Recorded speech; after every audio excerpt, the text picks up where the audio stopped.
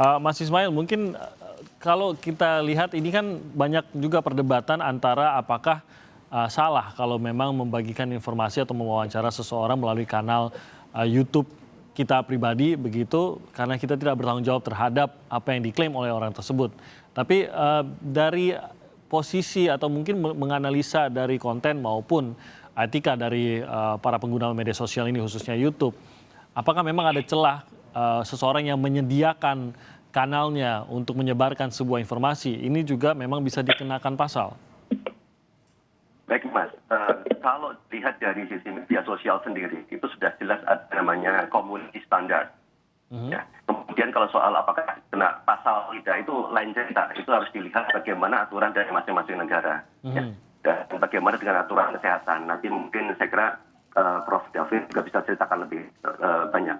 Tapi saya akan ceritakan soal media sosial. Baik Twitter, Facebook, Instagram, YouTube, terkait dengan COVID-19 ini sudah sangat jelas. Mereka semua menyatakan ada aturan khusus terkait ini.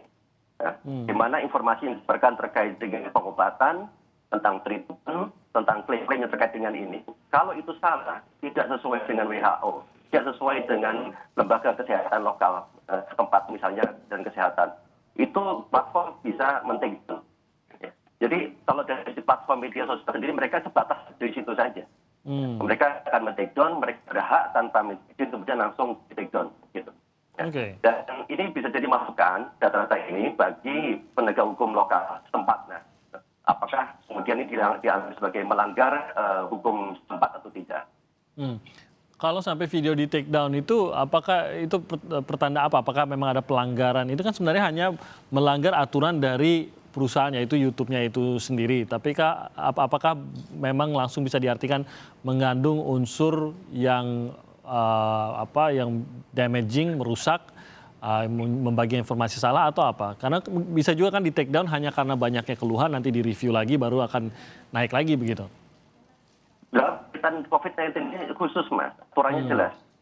Jadi setelah COVID-19 mereka punya aturan yang sifatnya standar lah. Tapi COVID-19 ini sangat jelas karena ini menyangkut soal kesehatan, keselamatan begitu banyak orang gitu. Jadi ketika mereka melanggar community standard terkait COVID-19, itu artinya sebenarnya mereka melanggar dan berbahaya bagi kesehatan orang pada umumnya secara internasional. Karena ini mengikuti konsep kesepakatan internasional juga. Jadi saya kira WHO dan yang lain mereka meminta kepada platform media sosial ini supaya mereka membuat aturan ini. Oke, jadi ada sensitivitas karena isu COVID-19 itu sendiri begitu ya, tidak menggunakan aturan yang normal begitu untuk hal ini. Ya, betul.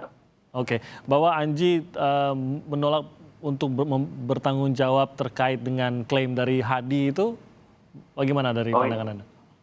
Ya ini nggak bisa sebetulnya. Sebetulnya yang kena itu adalah Mas Anjinya sendiri. Sebagai user, pengguna platform, dia yang paling bertanggung jawab. Gitu. Mereka yang punya kanal, mereka yang bertanggung jawab atas konten-konten yang mau dipublish. Seharusnya Mas Anji sudah membaca dulu term of condition. Jadi syarat-syarat kalau mau mempublish itu seperti apa itu harus dibaca dulu. Apalagi kaitannya dengan COVID-19 itu sudah sangat jelas.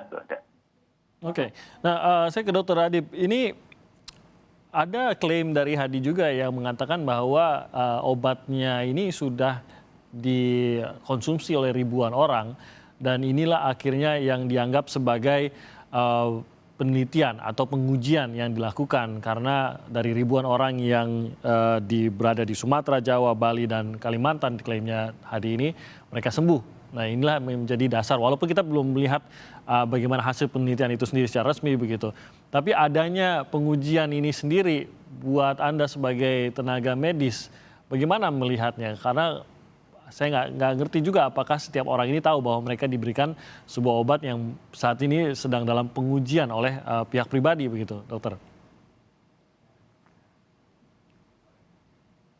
Jadi seperti yang disampaikan Prof. David tadi, jadi ada sebuah proses yang harus dilakukan di dalam kita melakukan sebuah riset. Kalau itu dikatakan riset, maka ada namanya ethical clearance. Artinya yang kemudian diberikan obat, dia harus mengetahui bahwa dia dikasih obat. Tidak bisa kemudian dia seperti orang jualan, terus kemudian itu diklaim bahwa dia sudah dipakai. Dan diklaim sebagai sudah dipakai dan itu semuanya sembuh. Karena pada saat kita menyatakan sembuh, ada proses sebelum dan sesudah diberikan pengobatan. Tadi yang disampaikan Prof. David itu penting bahwa ada masalah efikasinya dan masalah safety-nya. Di dalam sebuah proses uji klinik sampai di uji klinik tahap 3 itu adalah dalam rangka untuk sampai efikasi dan safety dan melihat efek samping juga. Dan itu penting karena kita berkaitan dengan sesuatu yang diberikan kepada manusia yang akan bisa memberikan respon dan bukan tidak mungkin itu akan bisa berbahaya kepada manusia itu sendiri yang diberikan. Jadi ini penting gitu loh. Jadi tidak bisa serta-merta ini obat kemudian pakai kemudian dinyatakan adalah sudah hasil riset. Nah, apakah semuanya yang diberikan itu mereka sudah tahu bahwa itu dia dikasih obat? Gitu. Mungkin kalau dia dikasih tahu bahwa ini sebagai bagian dari penelitian, mungkin tidak serta-merta mereka setuju gitu ya. Jadi ini sekali lagi menjadi penting ya. Dan saya kira kalaupun dikatakan ini sudah didaftarkan di Badan POM, sebagai apa? Sebagai obat ataukah sebagai kaitannya dengan obat tradisional? Berbeda. Gitu. Jadi ini yang perlu juga diklarifikasi dan sampai sekarang pun hal ini belum diklarifikasi secara detail apa isi daripada komposisi obatnya yang dikatakan obat tadi, apa kemudian risetnya, lembaga risetnya dengan siapa, kalau dikatakan ada pemeriksaan sampai genetiknya di mana, karena tidak semua laboratorium punya peralatan-peralatan genetik seperti halnya Prof. David di Eijkman gitu loh. Jadi ini yang perlu menjadi perhatian juga kepada masyarakat supaya masyarakat mendapatkan informasi yang bukan hanya informasi-informasi sebuah harapan saja, tapi ternyata itu malah bisa membahayakan pada pasien atau masyarakat sendiri. Gitu. Ya, Prof.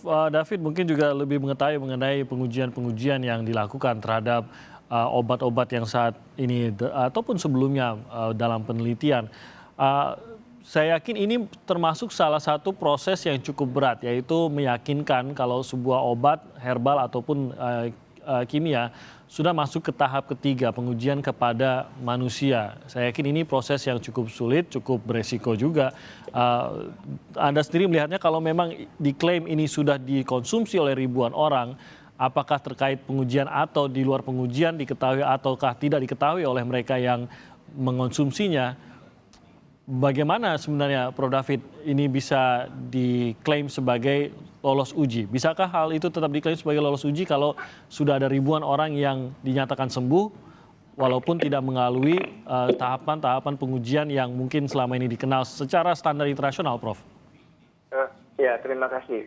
Jadi untuk pengujian ya, jadi obyeknya ini adalah manusia, sekali lagi manusia yang nanti di obat itu akan bereaksi, bisa positif, bisa negatif. Nah, untuk uji klinik itu memang tidak bisa hanya diberikan lalu dilihat rasanya enak atau tidak begitu, tapi ada protokolnya.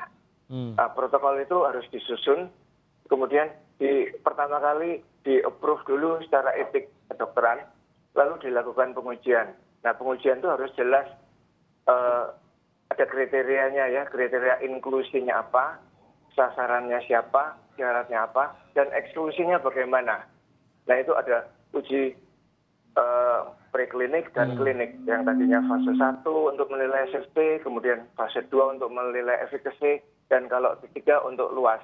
Nah kalau dilakukan secara luas sudah diberikan, nah ini mungkin perlu direview atau dikaji ulang bagaimana prosedurnya atau protokolnya. Karena sekali lagi kita tidak anti terhadap satu obat baru, tapi hendaknya melalui prosedur itu tujuannya adalah untuk mengamankan manusia sebagai orang yang mendapatkan obat tersebut dan juga mendapatkan khasiatnya. Ya, memang saya kira ini ya, itu ada prosedurnya yang saya kira kok tidak terlalu rumit, tapi ada milestone ya, ada patokan-patokan yang harus diikuti. Iya, kita masih banyak sebenarnya penyakit di dunia ini yang kita ingin cari begitu obatnya, dan sebenarnya sangat welcome saya yakin khususnya mereka yang sedang berjuang melawan penyakit-penyakit tersebut. Obatnya bisa datang dari mana saja. Jadi sebenarnya seperti kata Prof tadi, kalau memang benar bisa mengobati maka kita akan sambut dengan baik. Tapi di sisi lain jangan sampai juga benar obatnya hanya terganjal aturan dalam arti birokrasi ataupun administrasi begitu, agar ini pun ada kan karena keamanan masyarakat begitu. Nah, apa yang disarankan bagi mungkin pihak-pihak yang seperti Pak Hadi ini meneliti dan akhirnya merasa menemukan obat, entah itu COVID, entah itu dari penyakit lainnya yang juga kita butuhkan obatnya. Apa saran dari Prof, dari Dr. Adib juga, agar bisa benar-benar apa yang diklaim sebagai obat ini bisa akhirnya dinyatakan benar sebagai obatnya dan bisa dinikmati oleh banyak dari mereka pasien yang membutuhkan. Mungkin dari Prof dulu. Terima kasih. Jadi karena ini obat, tentunya kita sebaiknya berkomunikasi dengan profesi ataupun kelompok yang memang berkompeten untuk memberikan pengobatan dan berkaitan dengan obat-obat tersebut, yaitu farmasi. Bisa lewat perhimpunan, bisa lewat rumah sakit atau lembaga kompeten yang lain ya. Dan itu jalurnya kalau saya kira masuk demikian. Kemudian itu mengikuti prosedur-prosedur ya. Saya kira sekarang jauh lebih sederhana. Yang penting ada kejelasan dan juga ada persetujuan dari etik karena obyeknya manusia ini. Nah selanjutnya telah dilakukanlah uji coba atau observasi. Uji coba ya, bukan observasi karena ini intervensi. Bagaimana orang yang mendapatkan itu dan tidak dan bagaimanakah pengaruhnya. Ini saya kira tahapan-tahapan yang dapat dilakukan dan dilalui. Dan saya kira ini sudah ada peraturannya ya, baik di tingkat dunia maupun di Indonesia dalam Undang-Undang Kesehatan. Saya kira tujuannya bukanlah menghambat temuan, kita ingin temuan itu didapatkan sebanyak-banyaknya ya. Contohnya di China ada traditional Chinese medicine dan kita juga jamu-jamu itu ada yang terbukti baik. Namun hendaknya kita memakai jalur atau prosedur supaya itu betul-betul khasiatnya bermanfaat dan safety-nya baik. Saya kira demikian ringkasnya. Baik, dari Anda, Dr. Adib. Ya, jadi yang pertama sekarang lembaga yang kemudian membantu untuk riset ini sudah banyak. Artinya baik itu yang terkoordinasi melalui Badan Riset Inovasi Nasional atau lembaga-lembaga pendidikan di kedokteran yang mempunyai lembaga penelitian pun juga semuanya bergerak sekarang untuk membantu negara ini dan masyarakat dunia untuk membuat obat ataupun itu kemudian vaksinnya. Nah tentunya kalau umpamanya ada keinginan-keinginan yang ingin membantu dan ada produk yang ingin diujikan, tentunya sebaiknya itu dilakukan sebuah proses dulu, seperti yang disampaikan Prof. David tadi, diuji di dalam sebuah lembaga penelitian yang kredibel, yang kemudian melalui sebuah proses uji penelitian juga, baru kemudian itu bisa dipublish ke masyarakat. Karena jangan sampai masyarakat mendapatkan informasi yang belum diujikan secara klinis dan masih menimbulkan kontroversi.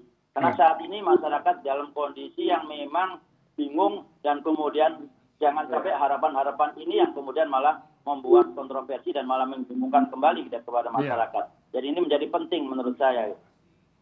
Ya, dan yang terakhir Mas Ismail, saya yakin mungkin informasi seperti ini masih akan muncul lagi. Nah, bagaimana agar tadi seperti kata Dr. Adib, agar masyarakat jangan bingung, tapi masyarakat bisa bahkan sampai mencari tahu sendiri apakah saya bisa percaya atau tidak terhadap orang tersebut ataupun klaim tersebut, dan bagaimana juga khususnya dalam hal ini karena penyebaran dilakukan secara media sosial, bagaimana seharusnya Kementerian Komunikasi dan Informatika bisa lebih membantu masyarakat agar tidak sampai terpapar informasi yang menyesatkan seperti ini, Mas Ismail.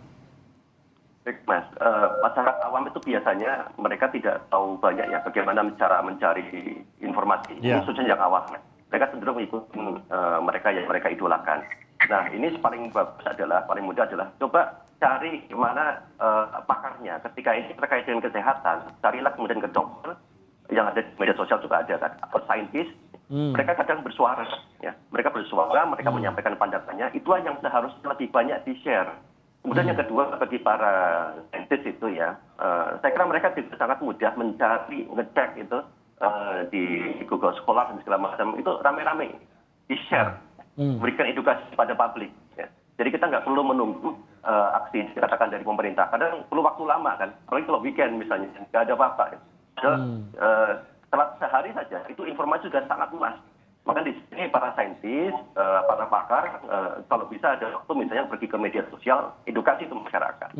Kemudian yang kedua dari pemerintah ya, misalnya dari Kominfo atau mungkin gugus tugas. Ini sangat penting sebetulnya. Suara mereka menyatakan bahwa spesifik terkait katakan video ini benar atau tidak. Karena masyarakat sangat mudah dapat referensi tandingan terkait dari videonya Mas Anji ini misalnya, atau mungkin video-video yang lain. Mana yang benar? Otoritas itu bicaranya seperti apa? Makanya kemarin ketika lama nggak ada pandangan yang tegas, kemudian ID menyampaikan bahwa ini harus tidak tegas, harus laporkan ke polisi misalnya gitu. Ini udah sangat bagus. Itu merupakan dukungan intelektual dan moral ya kepada mereka yang ada di media sosial itu untuk memilih informasi yang benar. Baik, jadi memang harus dari masyarakat juga bisa mencari. Itu hal yang menarik bahwa yang ada di media sosial bukan hanya artis, tapi peneliti, akademisi, profesional juga ada di media sosial, bahkan bisa langsung ditanya ke mereka yang memang sudah memiliki atau membangun reputasi dalam bidang tersebut. Kalau bingung bertanya kepada siapa, tanya saja kepada mereka. Kita tahu bahwa bisa berinteraksi langsung di media sosial ya Mas Ismail. Jadi itu yang harus menjadi pegangan. Baik, saya mau berterima kasih kepada Prof. David. Terima kasih sudah bergabung bersama kami dari Wakil Kepala Lembaga Penelitian Eijkman, Dr. Adib Humaydi, Wakil Ketua Ikatan Dokter Indonesia. Terima kasih. Dan juga Mas Ismail Fahmi dari analisis media sosial Drone Emprit. Terima kasih banyak atas waktunya pada pagi hari ini.